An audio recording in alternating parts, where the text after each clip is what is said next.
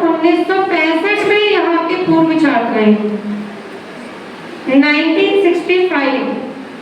तो विद्यालय परिवार आपका बहुत बहुत हार्दिक स्वागत करता है, आपका हार्दिक अभिनंदन करता है।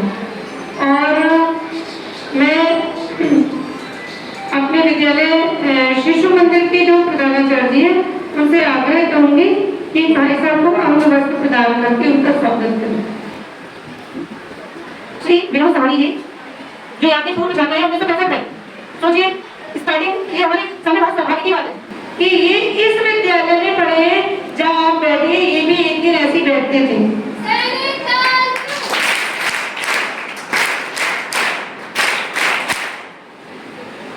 तो उसी श्रृंखला में भाई साहब के बाईं ओर उपस्थित है श्री सुधीर जी जो एक बहुत ही जरूरी और इम्पोर्टेंट काम कर रहे हैं, है ना। 3 लोगों को फांसी हुई थी, सब जानते हैं, है ना। तो भगत सिंह के बारे में वो एक पूरी रिसर्च कर रहे हैं, सारे दस्तावेज इकट्ठे कर रहे हैं और भगत सिंह के बारे में उनका एक YouTube चैनल है जो सभी देखेंगे और भगत सिंह की क्या सच्चाई थी वो आप लोगों के सामने भी आएगी। तो आपका भी विद्यालय बहुत बहुत स्वागत करता है। ये एक जो डिफरेंट काम है जो कि कोई नहीं कर रहा है, जिस ओर कोई भी ध्यान नहीं दे रहा है कि हमारा जब देश आजाद हुआ किसकी वजह से हुआ, उस व्यक्ति के बारे में हमारा अधिकार बनता है कि हम उसके बारे में जाने। तो श्री सुधीर जी का बहुत बहुत स्वागत है और आज आपके सामने वो उपस्थित है, अपने कुछ बातों के साथ, कुछ संस्मरणों के साथ वो आपको बताएंगे आज की भगत सिंह के पीछे की छोटी सी कुछ इम्पोर्टेंट बातें। तो विद्यालय परिवार बालिका विद्या मंदिर भी आपका बहुत बहुत स्वागत करता है। बहुत बहुत धन्यवाद आदरणीय आचार्य महोदया।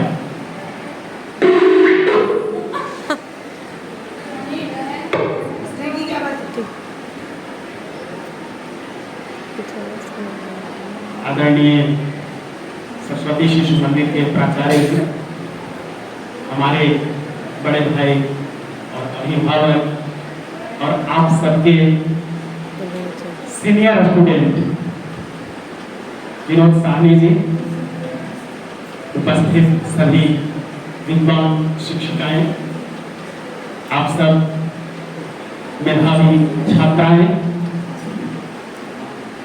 आप सभी को जय हिंद। मेरा परिचय हो ही चुका है, मेरा नाम सुधीर है और मैं क्रांतिकारियों पर काम कर रहा हूँ।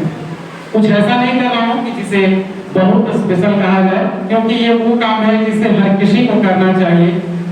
एक महान देश बनाने के लिए ये जरूरी है कि हम अपने अतीत का भी ख्याल रखें, हम अपने अतीत से सीखें, जहाँ गलतियाँ हुई, क्या हमसे गलती हुई और हमारे जो महान आदर्श हैं वो कैसे थे, किन रास्तों पर चले और वो कैसा देश चाहते थे जो शहीद हो गए देश के लिए। और उसमें सभी हैं, आज आप जिस तरह से यहाँ हैं ऐसे ही वो लोग भी स्टूडेंट थे और उसमें लड़कियां भी थी। ऐसा नहीं कि आज़ादी की लड़ाई में सिर्फ लड़के थे। आप सभी को पता होगा कि भगत सिंह वो उस समय लाहौर के रहने वाले थे। लाहौर में उनका, लाहौर के बगल में एक और जिला है जिसका नाम अभी फैसलाबाद है, अब वो पाकिस्तान में है। वहाँ उनका जन्म हुआ था बंगा गांव में और लाहौर में उनकी पढ़ाई लिखाई हुई।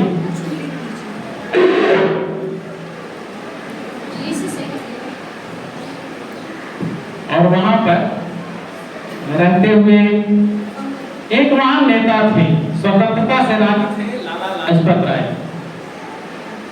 वो कहानी आप लोगों को पता होगी कि लाला लाजपत राय को अंग्रेजों ने, अंग्रेज सिपाहियों ने पीटा था क्योंकि वो बहिष्कार कर रहे थे एक आयोग आया था इंग्लैंड से, जिसकी अध्यक्षता साइमन कर रहे थे और साइमन का बहिष्कार किया जा रहा था।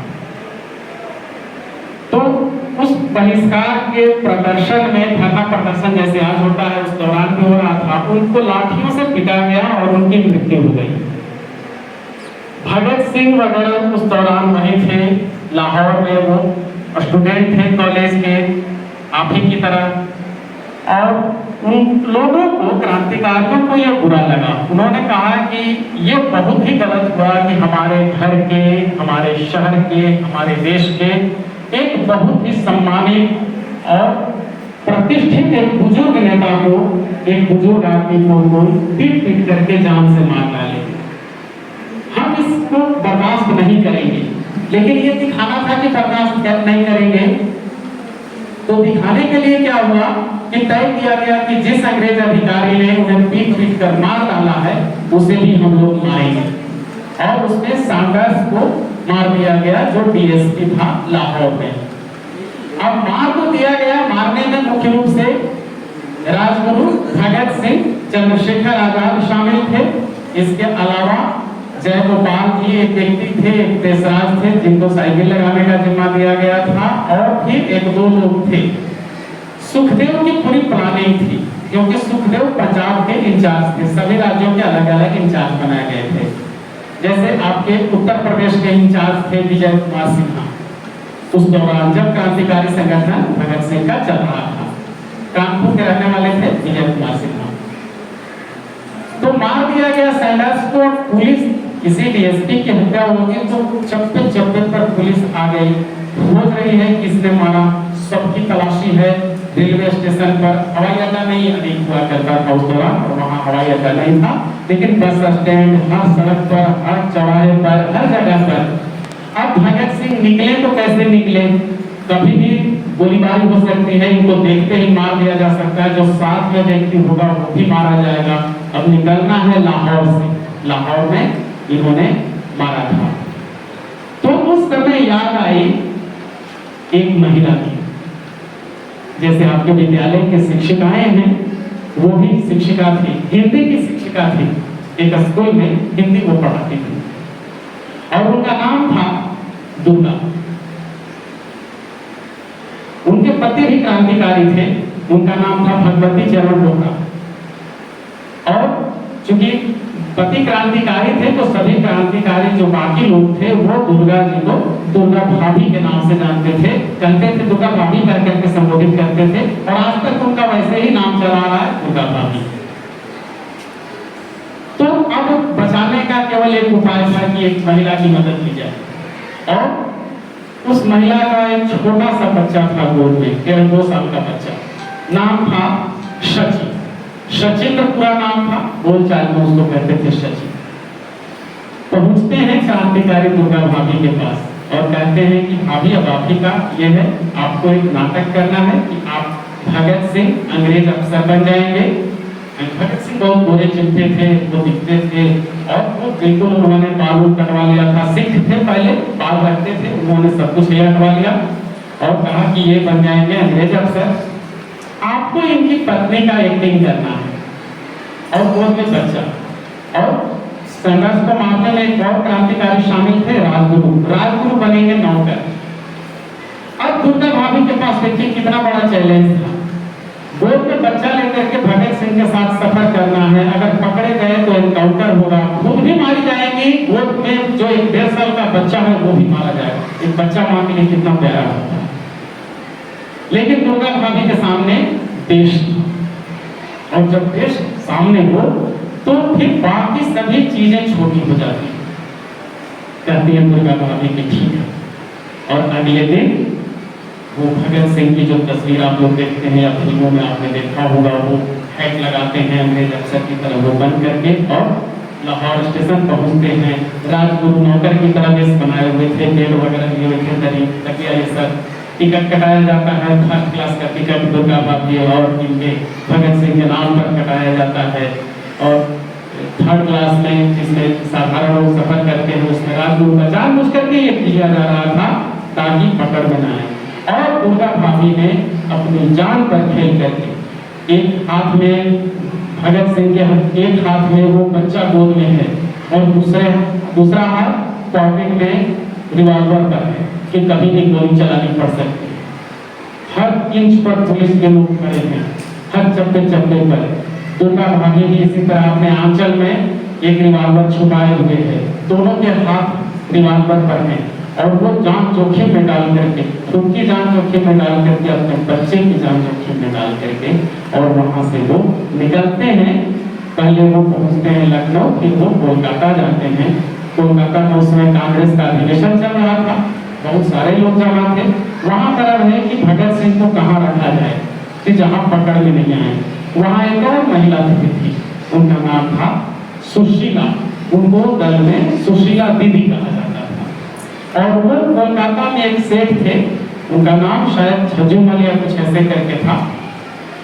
उनके यहाँ वो उनकी बेटी को ट्यूशन पढ़ाती थी और उन्हीं के यहाँ रहती थी।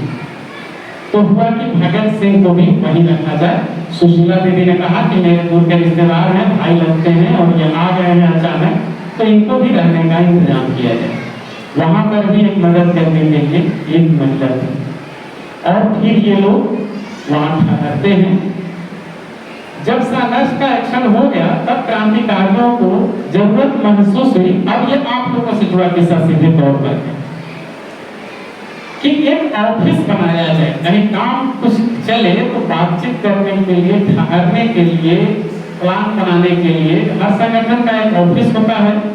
तो ऑफिस कहाँ रखा जाए? हुआ कि ऑफिस ऐसी जगह पर रखा जाए कि बाकी देश के जितने हिस्सों में क्रांतिकारी हैं वो बीच में सेंटर में रहे, ताकि सभी जगह आसानी से जाया जा सके। तो वो जगह पूरे देश में भगत सिंह और उनके साथियों ने जो चुनी, वो जगह, वो शहर था आगरा। ये आपका आगरा। और यहाँ सबसे पहले मकान लिया गया, आपके यहाँ है नूरी गेट। नूरी गेट में जहाँ कल ही भगत सिंह की मूर्ति स्थापित की गई है, वहीं बगल में वो मकान है सेठ छन्नामल पे। उनके दो और भाइयों का नाम आता है, ज्वाला प्रसाद और गोपाल दास। उन तीनों की वो साझी मिल्कियत थी उस दौर में। और नूरी गेट पर वो पहला मकान लिया जाता है, ठीक है। अब था कि वो मकान इन लोगों को लगता है कि अधिक रिस्की है, इस जगह को बदल दिया जाए। किराया उस दौरान उस मकान का फर्स्ट फ्लोर लिया था इन लोगों ने, बरकतर 5 रुपए महीने का किराया था। तो वहां से मकान को बदल दिया गया और दूसरा मकान लिया गया। वो मकान लिया गया नाई की मंडी में। नाई की मंडी एक जगह है आगरा में कहीं, ठीक है ना। वो और जरूरत पड़ी कि एक मकान में तो सब लोग रह रहे हैं। भगत सिंह जिस तरीके से दुनिया भर के देश आजाद हुए हैं, उसी तरीके में भगत सिंह भी विश्वास करते थे। ये पूरी दुनिया का उदाहरण है कि देश को आजादी हमेशा मिली है लड़ करके, और उसी तरीके से भगत सिंह उनके साथ ही लड़ रहे थे। तो उनके तरीकों में हथियार की जरूरत थी। संघर्ष को मारने के बाद यह महसूस हो गया था कि हमें सिर्फ पिस्तौल रिवॉल्वर से काम नहीं चलाना होगा, बम की जरूरत पड़ेगी। तो बम कहाँ बनाया जाए? यहीं सब लोग रह रहे हैं, बम फटेगा तो पता चलेगा कि अगर बाइक को बनाते समय फट गया या कोई हादसा हो गया, क्योंकि वो तो विस्फोटक से बनेगा, तो बाकी लोग भी ये हो जाएंगे। तो एक और मकान लिया गया, और वो मकान लिया गया हींग की मंडी में, ठीक है। और हींग की मंडी में वो विस्फोटक रखे गए थे। अब सवाल था कि बम बनाना सिखाएगा तो भगत सिंह जब कोलकाता में थे तो वो तलाश रहे थे कि कोई बम बनाना सिखा दे। कलकत्ता में एक पुराने क्रांतिकारी मिले जिनका नाम था यतीन्द्रनाथ दास। जतीन्द्रनाथ दास भी बोलते हैं, JN दास हमेशा प्रोसीडिंग रूप में आया उनका नाम। तो जतीन्द्रनाथ दास या JN दास वो मिले, उन्होंने कहा कि हम बम बनाना को सिखा देंगे। लेकिन आगरा में, ये याद रखिए, दिसंबर जनवरी का महीना है, उस दौरान आगरा में कहीं बर्फ उपलब्ध नहीं थी। अब ये इंटरेस्टिंग चीज है कि बिना बर्फ के पहले बम बनाने के लिए उन्हें गन कॉटन एक कोई चीज होती है। मैं बम नहीं बनाता हूँ, इसलिए उतना ही जानता हूँ जितना मैंने पढ़ा है। तो वो अब गन कॉटन बनाना था, कहाँ से गन कॉटन बनाया जाए? तो पता उन्होंने कहा कलकत्ता में बर्फ ले जाएगी इस सीजन में। आगरा में बर्फ नहीं इस मौसम में मिलेगी। तो कलकत्ता में पहले आर्य समाज मंदिर है, उस मंदिर में एक क्रांतिकारी रहते थे कमलनाथ तिवारी, उनके हॉस्टल में, वो जिस हॉस्टल में रहते थे कमरे में, वहीं पर जन्मस्थान बनाया गया। दुकानदार ने पूछा भी, या आर्य समाज में जो लोग कर्मचारी थे उन लोगों ने भी पूछा कि इतना बर्फ तुम लोग क्या कर रहे हो ला करके, तो बहाना बना दिया गया कि कोई बीमार है, वो साथी है, उसके माथा पर थोड़ा सा ठंडा बर्फ रखना है, तो उसको तेज बुखार है, और वो बनाया गया। फिर यहाँ आकर के, और आगरा आपकी ये जो धरती है, ये सबसे सौभाग्यशाली धरती है कि इस धरती पर सभी जितने भी प्रथम पंक्ति के क्रांतिकारी थे, वो भगत सिंह, चंद्रशेखर आजाद, सुखदेव, राजगुरु, भगवान दास माहौर, विश्वनाथ वैशंपायन, जयदेव कपूर, शिव वर्मा, दया प्रसाद, ये सारे क्रांतिकारी आगरा में रहे। और यही एकमात्र जगह है जहाँ सभी क्रांतिकारी इकट्ठा हुए। बाकी जगह लोग काम करने जाते थे, 1-2 लोग गए, 4 लोग अधिक से अधिक हुए, लेकिन सारे महावीर सिंह वगैरह जितने भी नाम हैं, ठीक है, वो सारे क्रांतिकारी, एकमात्र वो शहर आगरा है कि जहाँ इकट्ठे हुए थे। और अब इन सब के प्रमाण हैं, ऐसा नहीं कि मैं ये कह रहा हूँ। आप जो लाहौर षड्यंत्र केस के नाम से मुकदमा चला था, भगत सिंह ने बाद में असेंबली में बम फेंका बटुकेश्वर दत्त के साथ। कहानियां मैं कम बता रहा हूँ इसलिए कि ये जानते होंगे आप लोग, सबको पता है कि भगत सिंह ने बम फेंका था बटुकेश्वर दत्त के साथ, जिसको आज हम लोग पुरानी संसद कहते हैं, क्योंकि पहले तक वो संसद भवन जो था, तो वो अब पुरानी, अब तो नया संसद भवन आ गया, तो पुरानी संसद भवन जो है उस इमारत में, और वो गिरफ्तारी उन्होंने अपनी दी, वो भी वो गिरफ्तार कराया ताकि हम बता सकें कि हम क्रांतिकारी क्या चाहते हैं, वो पूरा देश सुन सके। उस पर मुकदमा चला, उस केस में दोनों पर, और दोनों को आजीवन कारावास की सजा हुई, बटुकेश्वर दत्त और भगत सिंह को। फिर एक और नया केस खुला जिसको हम लोग कहते हैं लाहौर षड्यंत्र केस, लाहौर कॉन्स्पिरेसी केस। और उस केस में जो मुकदमा चला है, आपके आगरा से करीब 25 लोग गवाही देने गए हैं लाहौर। उसमें वो सभी मकान मालिक थे, उनके पड़ोसी थे, दुकानदार थे, वो हलवाई या होटल वाले जहाँ ये लोग क्रांतिकारी खाना खाते थे, जहाँ से दूध लाते थे, जहाँ चाय पीते थे, और फिर जिन पुलिसकर्मियों ने तलाशी ली थी वहाँ की, वो सारे गवाह फिर जिस होटल में कभी अचानक आकर के धर्मशाला में ठहरे, उस दौरान अब पता नहीं वो जगह कहाँ, एक होटल का नाम आता है पंजाब नेशनल होटल, उसी में एक क्रांतिकारी जो बाद में जिन्होंने गद्दारी की थी, फणींद्रनाथ बोस नाम था, उन्होंने अपना वो ठहरे थे बड़ौदा प्रसाद नाम से, फर्जी नाम को करते थे क्रांतिकारी, और असली नाम रखेंगे तो आसानी से पकड़ा जाएंगे ना। और उस दौरान आधार कार्ड वगैरह था नहीं कि किसी का चेक होता। तो ये यहाँ की इतनी सारी कहानियां हैं, मैं ये खत्म कर रहा हूँ, फिर हम लोग कभी आएंगे और हम लोग बातचीत करेंगे। मैं चाहता हूँ कि 10 मिनट का समय, संवाद एक तरफा नहीं होना चाहिए, दोनों तरफ से होना चाहिए। तो आपके मन में कोई सवाल हो उसको भी हम लोग ये करेंगे। यहाँ की ढेर सारी कहानियां, किसी दिन फिर मैं आऊँगा तो आगरा से इतनी कहानियां और इतनी अच्छी अच्छी कहानियां हैं कि पढ़ते पढ़ते मजा हो जाए, मजा वो सुन करके पढ़ करके मजा आ जाता है। ताजमहल को लेकर के कहानियां हैं, खाने पीने को लेकर के कहानियां हैं, किस तरह से हमारे और कितना संघर्ष, उन लोगों के पास खाने पीने के लिए नहीं रहता था, एक हांडी था मिट्टी का, उसी में सब कुछ डाल देते थे, दाल चावल सब्जी वगैरह जो कुछ भी उसी में पका, और वो बैठ जाते थे लोग उस हांडी के चारों तरफ से, और वो उसी के टुकड़े होते थे, उसी हांडी के, पुराने हांडी को गया है, और उसी टुकड़े से खा करके खाते थे। भगवान दास माहौर में लिखा है कि 2-3 महीने के बाद हमें पता चला कि अच्छा दाल में हल्दी भी डाली जाती है, उन्हें पता ही नहीं, ऐसे ही बना करके खाते थे। किस तरह से तो इतनी मुश्किलों के साथ वो जी रहे थे। बहुत सारी कहानी, एक चूहे की कहानी मैं 1 मिनट में बता दे रहा हूँ। एक बार विजय कुमार सिन्हा क्रांतिकारी थे, वो किताब पढ़ रहे थे लालटेन की रोशनी में।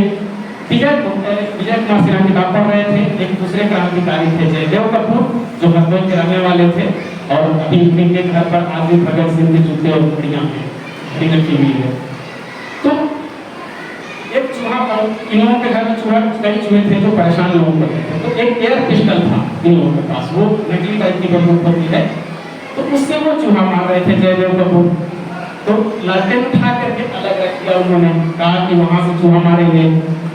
विजय कुमार सिन्हा उठे, फिर लालटेन अपने पास लाए कि हम पढ़ रहे हैं। दोनों में झगड़ा बहस होने लगी कि नहीं हम पहले चूहा मारेंगे, वो बोले कि हम पहले पढ़ लेंगे। विजय कुमार सिन्हा कि पढ़ लेंगे तो मार लेना, वो बोले कि तब तक चूहा बैठल रहेगा, तुम पढ़ जाएगा तब तक तो भाग जाएगा, अभी आ जाएगा हम मारेंगे। और ठीक दोनों में झगड़ा होता है, जैसे दोस्तों के बीच झगड़ा, मतलब दोस्तों के बीच जैसे कहासुनी होती है। और ठीक वो बाहर निकल जाते हैं जय देव को कि ठीक है तुम लोग अंदर, बाहर पुलिस वाला आ जाता है, बाहर क्या कर रहे हो, गाड़ी थे उनको डर होता है, वो कहते हैं कैसे ठीक है कुछ नहीं कर रहे थे, मेरी बीवी से झगड़ा हो गया इसलिए हम बाहर चले आए थे, कहा नहीं घर जाओ अंदर जाओ। और फिर वो वापस अंदर आते हैं, फिर वो आपस में सब सो जाते हैं। और एक थोड़ी कहानी विस्तार से थी, मैंने बताया कि किस तरह से ये कहानियां चलती थी।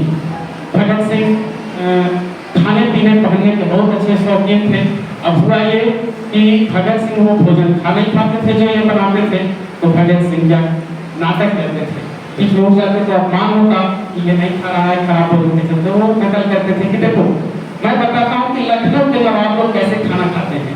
और वो धीरे धीरे हाथ ले जाते थे भोजन के पास, उसको किसी मुश्किल से बस टच करते थे और धीरे धीरे हाथ ले आते थे मुंह के पास, देखो मैं बता रहा हूँ।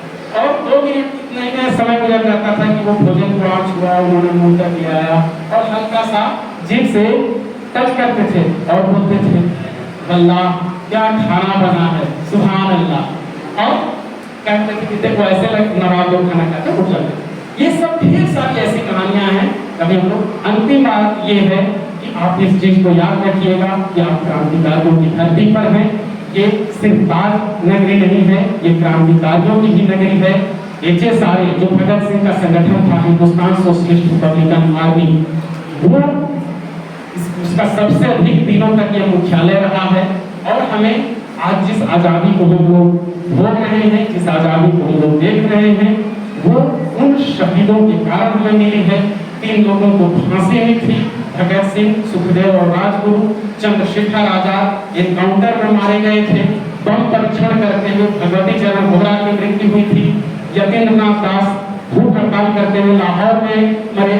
और काले पानी की जब सजा और लोगों को हुई फांसी के अलावा भगत सिंह के अन्य दोस्तों को, तो महावीर सिंह को ये अनशन करते हुए भूख हड़ताल करते हुए वहाँ अंडमान निकोबार में जो सेलूकर जेल है वहाँ उनकी मृत्यु होती है। कितनी सारी शहादतें हैं, जिंदगी उन्होंने गुजार दी काले पानी की सजाओं में, पूरी जवानी पूरी अपना सब कुछ सर्वस्व न्यौछावर किया। तो हम लोगों का फर्ज है कि जाने, और सिर्फ उनको फोटो और मूर्ति तक न जाने, उनके विचारों तक भी पहुंचे।